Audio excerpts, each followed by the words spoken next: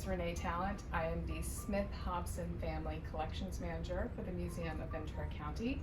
Today we are back in collection storage, and normally I've got a whole array of objects out on the table, but today we're just talking about one thing. We are just talking about this work dress here, this 1860s work dress. And it's totally selfishly motivated. I picked it because I am fascinated with the prairie dress movement that has been happening in fashion, starting with Batsheva-ish in the 2018s and then moving full speed ahead into 2020s. I love that she's collabing with Laura Ashley now. I love that Target has a whole section. People love it or hate it. Even more so than the fashion itself, I have been obsessed with reading all of the think pieces that are coming out about why people are gravitating towards it and why women, in particular white women, are sort of finding comfort and security in these prairie dresses.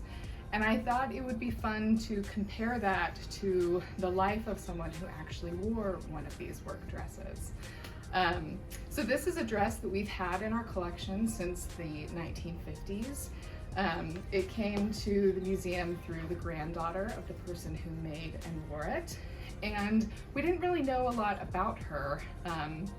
So one of the good news to COVID is that we were able to come up with projects that we could do from the comfort of our own couches, and we were able to host remote interns who could help us do some of the research. So this is an object that I sent the information to our remote intern to try to come up with the story behind this dress.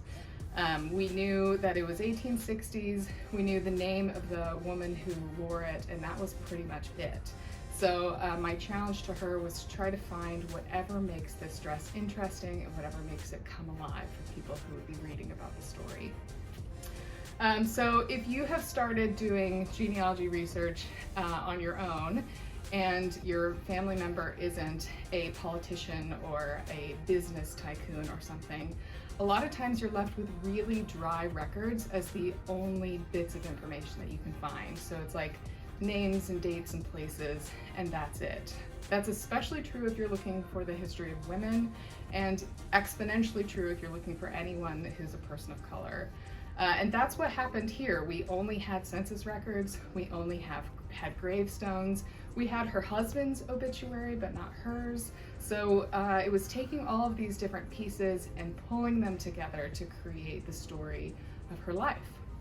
So this is kind of what we ended up with. This is the dress of Nancy Sackett McWilliams. Nancy Sackett was born at the end of the 1830s in a community just across the river from St. Louis. St. Louis at the time was a pretty large Midwestern city. It had 36,000 people. It had churches, it had schools, it had businesses, it had stores, it had shops, all sorts of things. And we know from her husband's obituary that she was considered highly educated, so she might have been able to take advantage of being so close to all those resources. We know that when Nancy was 9, she lost her mother, and so she lived on the farm with just her father and her siblings. And we know that pretty much right after she turned 16, she married a man who was 13 years older than her, as was pretty common. And she left her community, her family, her home, her farm, and she moved across the state to live with her husband at his family's land. They lived about a mile north of a very small town, very different than St. Louis. It had a total of 200 people in the surrounding areas. It had one church, it had one grocery store, it had one dry goods store, one tavern, and one blacksmith shop, and that was it. A few years after moving there, a tornado came through and pretty much wiped out the town.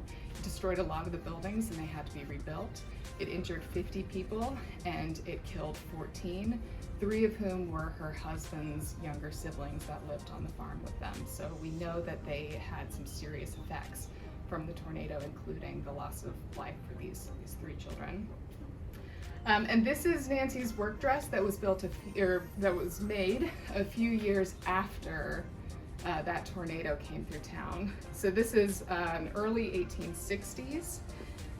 It has a lot of gatherings here, as was popular, and it has this lowered shoulder and arm side, which was very popular. But you can tell it's different than what you may have in your head for 1860s. You know, you may be thinking hoop skirts, and this is wildly different. This is a utilitarian work dress. This is something that Nancy could wear when she was getting eggs from the chicken, when she was baking and cooking and doing all of her domestic duties. She had 5 children, so this is something that would have been non-restrictive for her as she's working, and it would have been easy to repair, which we see here on the front. So this is actually the front of the dress. It would have buttoned right here on the bodice, and you can see that the cuff has been replaced. Usually the cuffs and the collars were some of the first parts of the dresses to wear out, so they were often replaced. And you can see there's been a repair made here on the skirt, as well as down here. This whole front panel has actually been reinforced with a matching fabric, or a coordinating fabric, I'll say.